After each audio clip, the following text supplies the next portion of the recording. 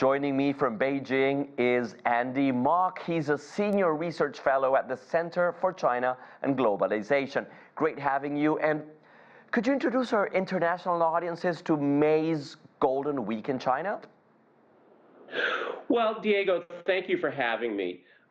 This Golden Week in China really is a golden time for many in China to enjoy the spring weather, to travel, as we just heard, with friends, with family, and really is a wonderful opportunity. And I think it also demonstrates, to look at this from an economic perspective for a second, also demonstrates the resilience and the confidence that Chinese consumers have about the economic outlook. So some people will say that luxury goods really aren't about wealth, but about confidence. And I think we can apply that same logic here to say that during this holiday, the strong travel that we see from Chinese consumers is about confidence.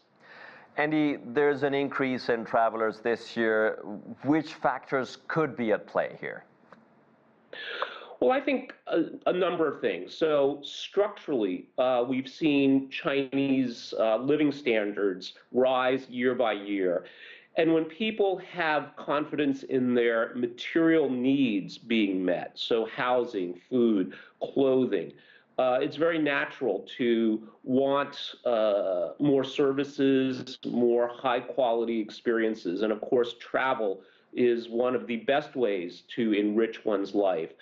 And then from another structural perspective, we have to look at really the amazing development of transportation infrastructure in China. So airports, high-speed rail, car ownership, and a lot of that, of course, these days is in new energy vehicles, in particular, electric vehicles in particular.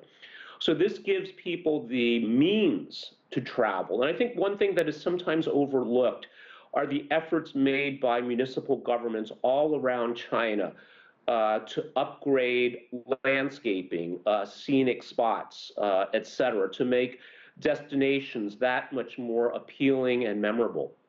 It's interesting, we're just discussing that, and I'd like to also go into something you just mentioned. Could you give us a better idea of the role of railways during this season?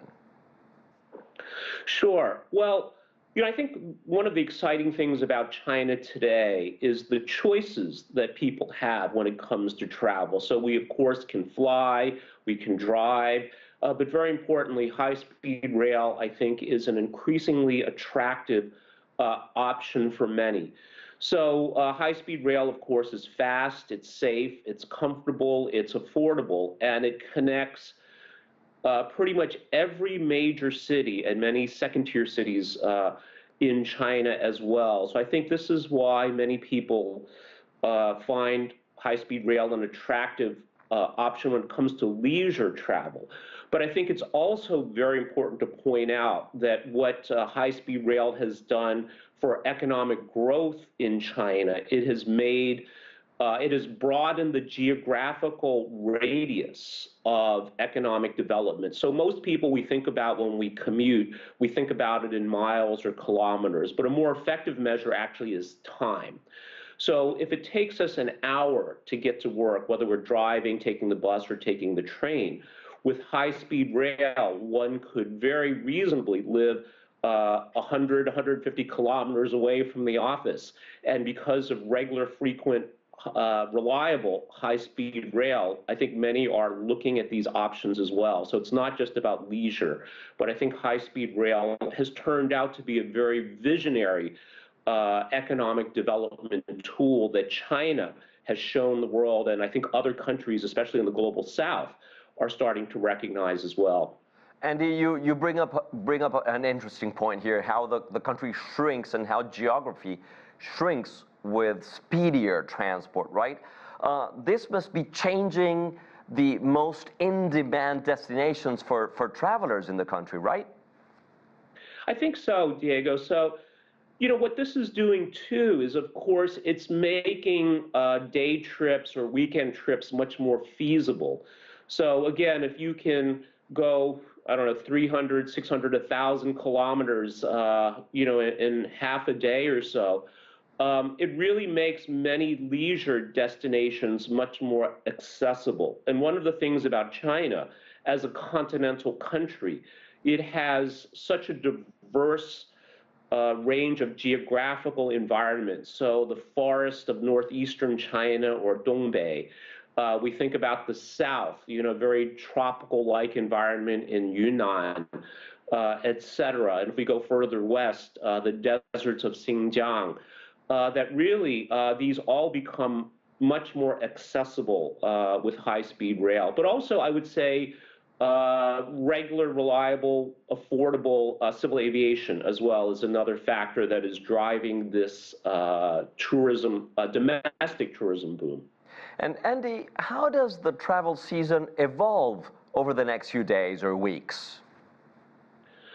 Well, I think it's really a mix. So, of course, we have another important trend worth pointing out for China is international outbound travel. And again, as we see the Chinese consumer become increasingly knowledgeable, sophisticated, and discerning, outbound travel is not just to these traditional destinations we think of like Paris, London, et cetera, but really more independent travel. And I think this has been a very positive force for not only for global economic development, but for mutual understanding.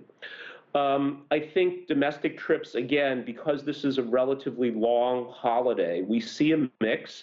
There are people that take the entire holiday to travel, maybe even adding vacation time before the official holiday and after the official holiday for longer trips. We see a number of day trips, 2-day trips as well. So again, I think if we look at it as an engine of economic development, it really is firing on all cylinders. Andy Mok, thank you so much. Thank you.